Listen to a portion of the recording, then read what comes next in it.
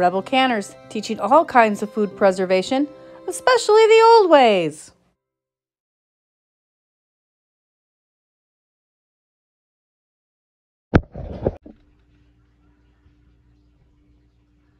Welcome back, Rebel Canners. I have some vegetables I've cut up and we're not getting eaten. What I was going to make them for, we didn't use them all up. They're mixed with some venison and they've been sitting here. This is chopped carrots, chopped onions, chopped rutabaga, and some venison. So I am just going to make some stew here. Get that in each jar. And what I made was a UP favorite, and I can never pronounce it right, so don't laugh at me. Pasties or pasties? I always say it wrong. I don't know. All these years here in Michigan, and I still. But they're a little hand pie the Welch brought to Michigan when they worked in the mines in the Upper Peninsula. And they're wonderful. They're easy to take with you, carry with you for your lunch and stuff. So I was making some up, but we just didn't eat them as fast as I thought we were going to. I didn't eat as much. I had a huge rutabaga. So the rest of this is all getting made into some stew. And I'll adjust my headspace. I want to leave it 1-inch headspace. So we'll get that here in a minute. But I've had these all cut up for that. I didn't make any more. Life kind of got in the way and I had a funeral and things to do, and so they've just been sitting here and it needs to be used up so it doesn't go bad. So we're going to make these today into stew instead. So onions, carrots, potatoes, rutabaga, parsnips, might be a tiny bit of turnip in here. Over. I can fit 20 in my canner, so we'll see how many we get. I don't have that much. I'm cheating. I went and bought some beef broth because I didn't have any. I don't know that I'll have enough here to make all 20 jars. I have another bag of just vegetables, so we may do up some with just vegetables to compensate, but I didn't want my venison. You don't waste venison. That's just something in my family. If you harvest an animal, you make sure that you use it, that it doesn't go to waste. So, all right. Over here, I'm gonna go get the other bag. I'll be right back. Okay, so I didn't have any more. I just had enough to do 8. The other bag was frozen, so I'm not gonna worry about it. So I'm gonna go ahead and divide my beef broth between them. There probably won't be enough to do the whole thing in each of them, but this will help give it a little bit more flavor.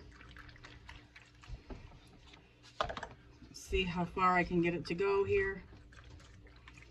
Just doing about half a cup in each one to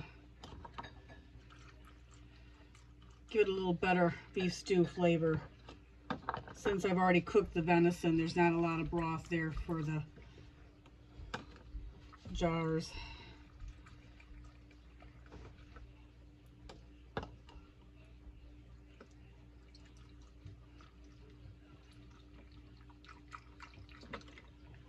Which one? I think that one had the least amount. Put the rest of it in that one. So there's about half a cup, quarter to half a cup in each one. And then I'm just going to go ahead and fill them up with water to the top.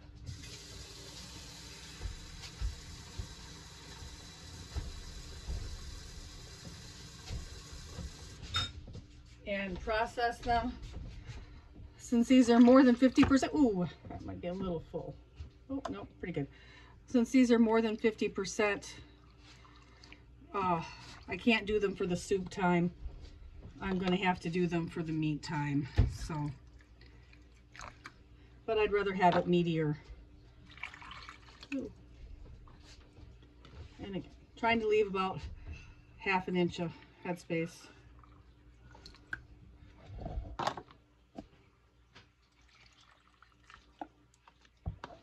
In each of these jars.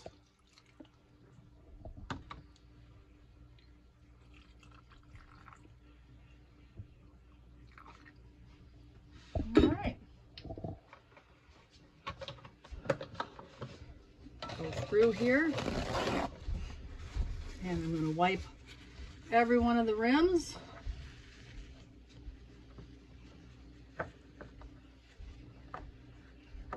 Make sure they're really clean so I can get a good seal. And then I've got to find my lids and rings.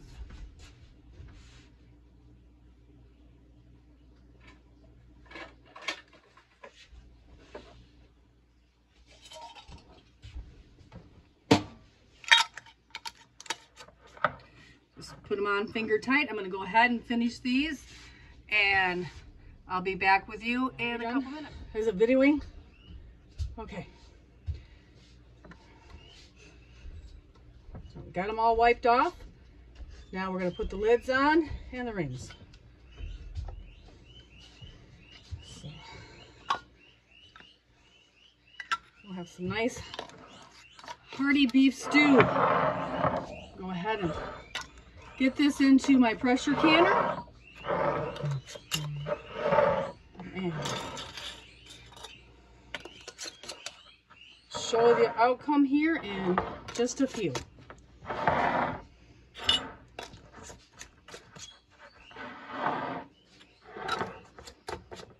right, we can turn it off and take it. Okay, go. All right, I've got my beef stew in the canner. I had an extra jar. I filled up the space with some chicken broth I had. Okay, turn that on. Vent is open.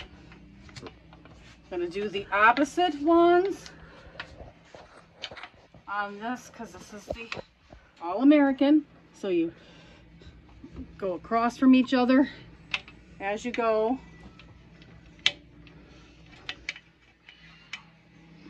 Help me there, Sawyer, with one. All right.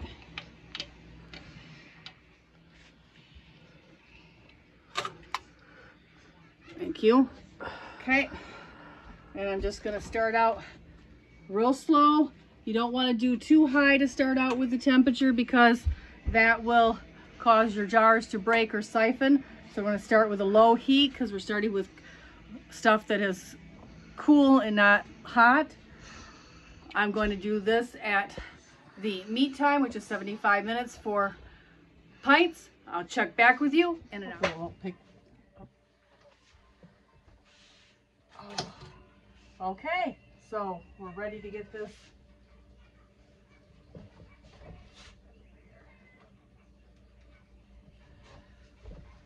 all out.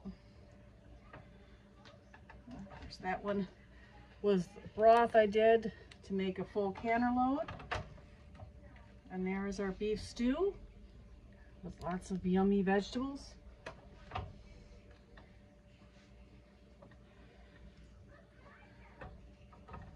I did let the canner vent for 10 minutes and then I did 75 minutes because this is more than 50% full. I could not do it for the soup time. I had to use the meat time, but these are nice and beefy.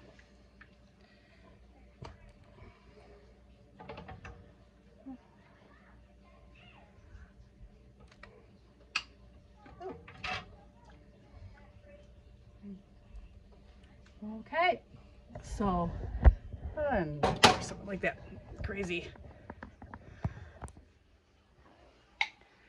And there you have it, Rebel Canners. We have our stew out and setting there. Let's see if I can show you. Setting there, cooling. We vented it for 10 minutes, did it for 75 because of course we can't have it for soup time. It was too full. Not enough broth. It was more than 50% vegetables. and it is sitting there. I can hear them popping. Oh, I love that sound right now. And that'll be 8. One's broth. 8 wonderful jars of a ready-made meal for me this summer or this spring or even next fall. And I'm just going to show you them bubbling away. I love watching those jars bubble. You take them out. And there you have it. Thank you, Rebel Canners. You have a great day. I'll be back with another video real soon. Please like, subscribe, and ring that notification bell so you never miss another episode.